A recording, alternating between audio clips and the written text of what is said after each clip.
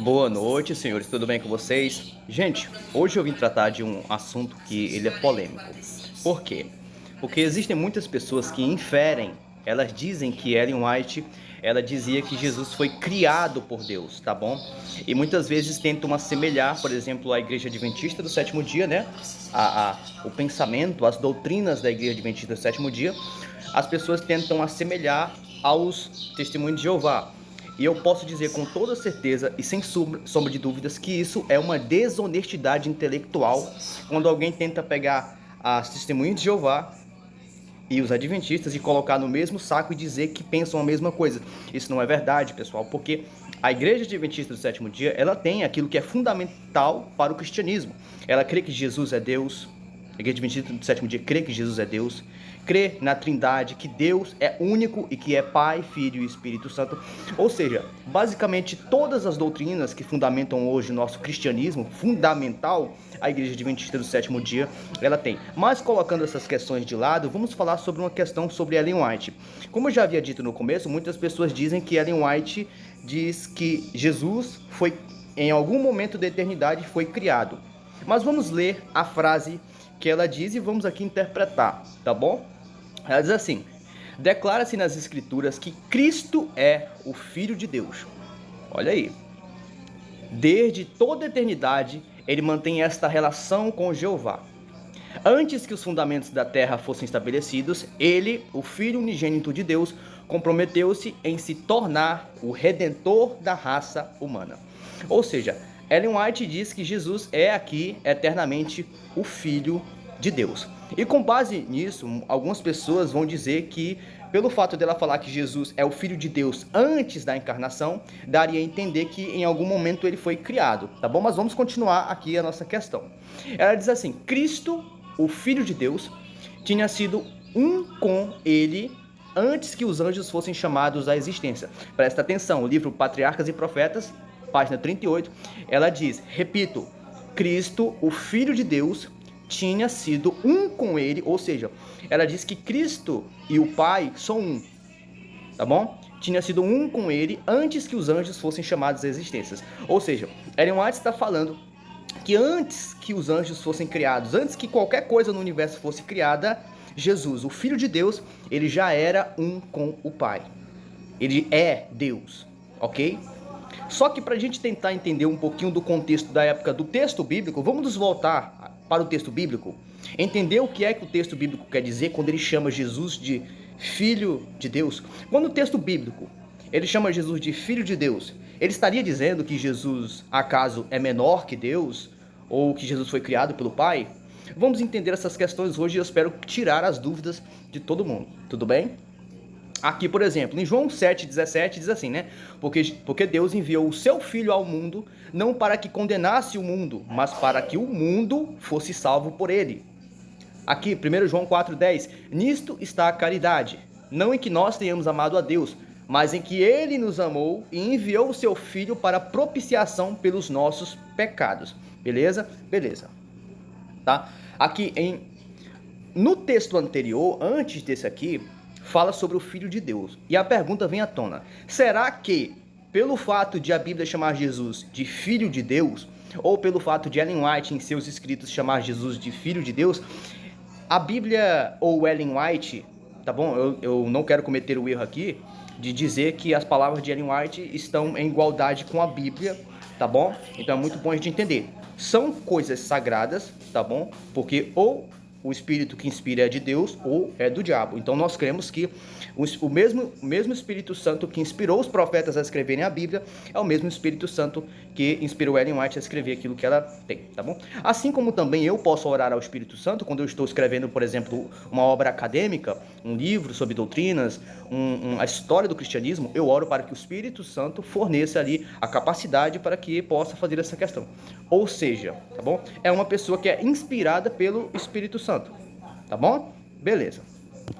Aqui diz assim, em Hebreus capítulo 7, versículos 1 a 3, diz assim: porque este Melquisedeque, que era o rei de Salém e sacerdote do Deus Altíssimo, aqui diz, sem pai, sem mãe, sem genealogia, aí aqui que é o interessante, não tendo princípio de dias, nem fim de vida, mas sendo feito semelhante ao Filho de Deus, permanece sacerdote para sempre. Então olha o que é interessante aqui. O texto bíblico, quando você vai pegar a narrativa do Gênesis, ela não apresenta ali as pessoas que eram anteriores, ou o pai ou a mãe de Melquisedeque. Ele é um sacerdote do Deus Altíssimo. Aí ela coloca também nessa questão Jesus e diz assim: não tendo princípio de dias nem fim de vida. Ou seja, a Bíblia está dizendo em Hebreus capítulo 7, versículos 1 a 3, que Jesus não tem princípio de dias e nem tem fim de dias. Ou seja, uma pessoa que não tem princípios de dias e nem fim de vida, ela é o quê? Ela é eterna.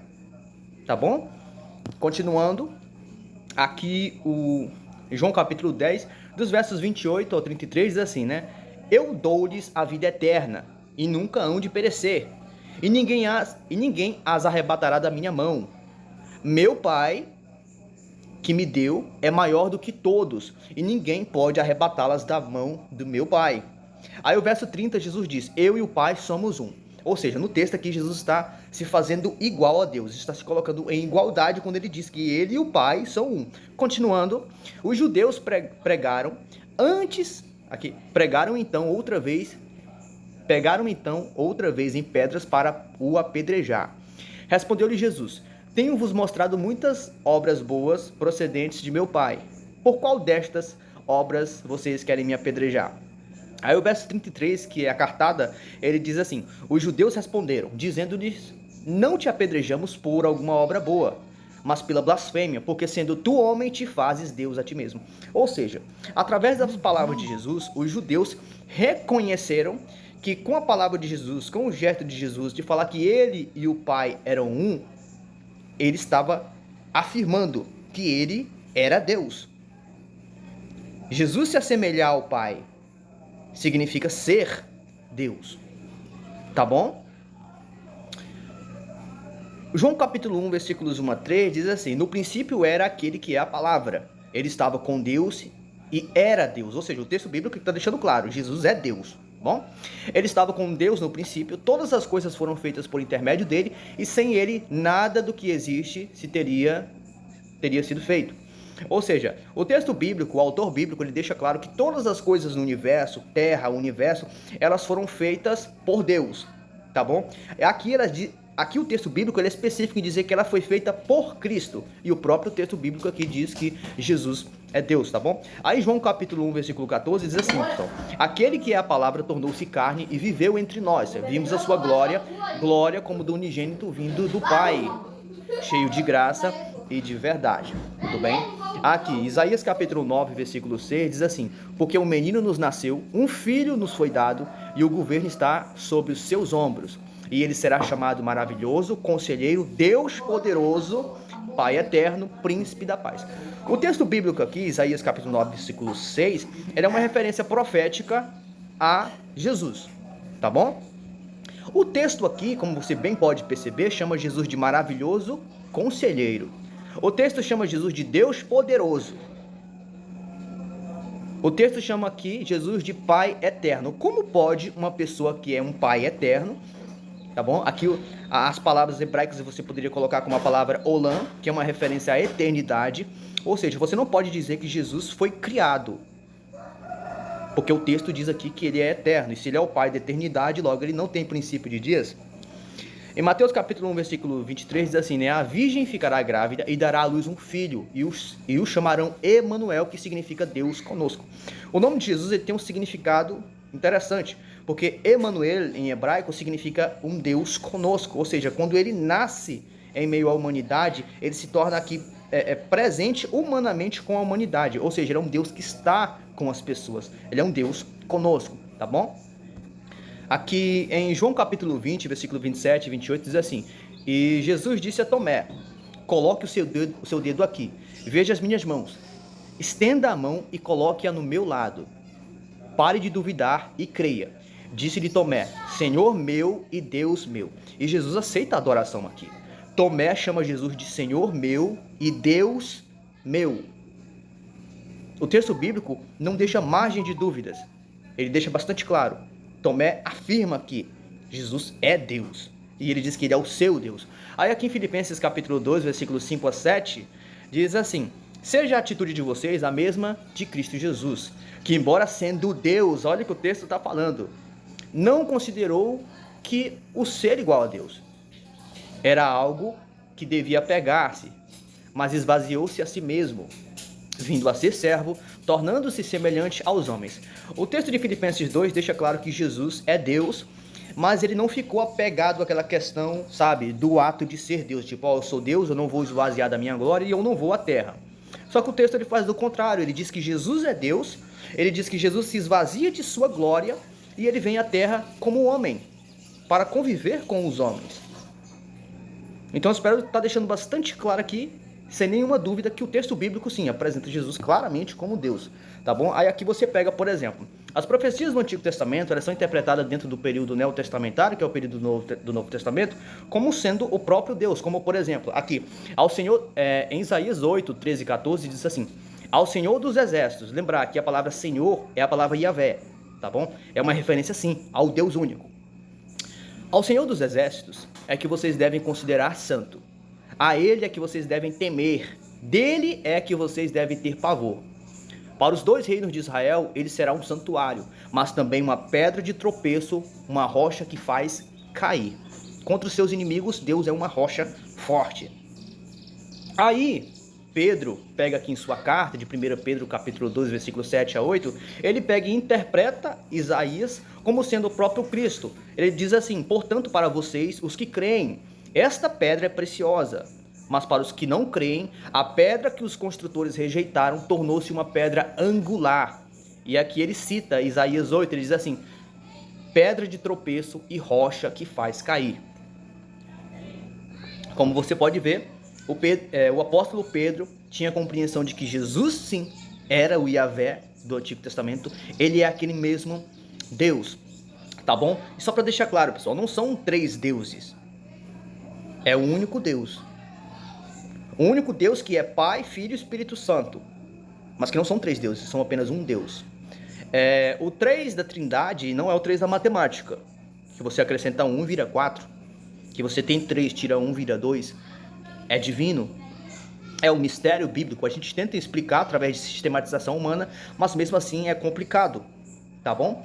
Até a própria palavra Shema Israel, Yahvé Elohim, Yahvé Echad, a palavra ali Echad, o Shad, significa um, só que ela é uma unidade composta, entende? Então você sabe que é uma unidade composta. A Bíblia diz que quando o homem se casa com a sua mulher, se une com ela, os dois se tornam uma só carne. A palavra ali é a palavra Echad, ou seja, os dois são apenas um, mas são dois.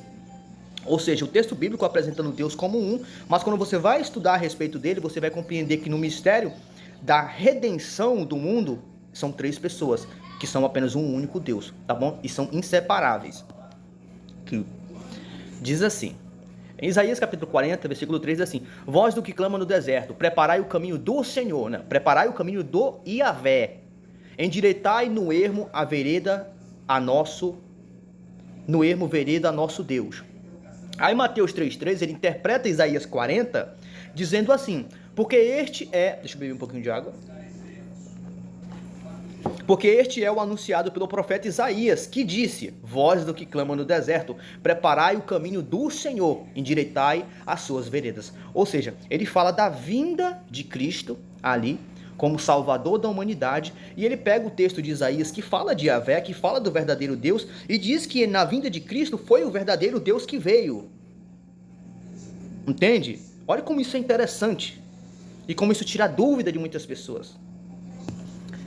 Aqui, por exemplo, a gente já está terminando, em Isaías 44:6 diz assim: assim diz o Senhor. Lembrando, aqui diz Yahvé. Yahvé, para deixar claro, é o Deus único e verdadeiro, não existe outro Deus além dele. O Rei de Israel, seu Redentor, o Senhor dos Exércitos, eu sou o primeiro e eu sou o último, e além de mim não há outro Deus. Aí o Apocalipse 1:17 e 18 diz assim: quando o vi, né, João que fala, né, assim, quando o vi, caí aos seus pés como morto. Então ele colocou sua mão direita sobre mim e disse: não tenha medo, eu sou o primeiro e o último, sou aquele que vive, estive morto, mas agora estou vivo para todo sempre, e tenho as chaves da morte e do Hades. Jesus diz que é o primeiro e que é... Deixa eu ver, não tem mais. Jesus diz que é o primeiro e que é o último, que é o princípio e que é o fim. A Bíblia diz que Jesus é eterno. A Bíblia diz que Jesus reina para sempre. A Bíblia diz que Jesus não tem princípio de dias. A Bíblia diz que Jesus não fica apegado ao fato de ser a divindade, de ser um com o Pai. Não. Mas a Bíblia afirma, sim, com toda certeza e 100% de positividade. Jesus, sim. O texto bíblico deixa claro que ele é Deus. O Novo Testamento apresenta a narrativa do Antigo Testamento, aplicando a Jesus Cristo aquilo que era o Yahvé do passado, que é Jesus. Por exemplo, Deus disse para Moisés, diz que eu sou, me enviou a voz. Aí Jesus vem aqui e diz, eu sou. Jesus assume o título. Jesus assume o título que é o título de Deus. Ele diz, eu sou. E quando ele diz eu sou, ele está falando, eu sou Deus. Tá bom? A divindade, a essência divina, Jesus tem ela. Então, pessoal, aqui foram duas perguntas respondidas, né? Quem tinha dúvida que se Jesus era Deus, mesmo sendo...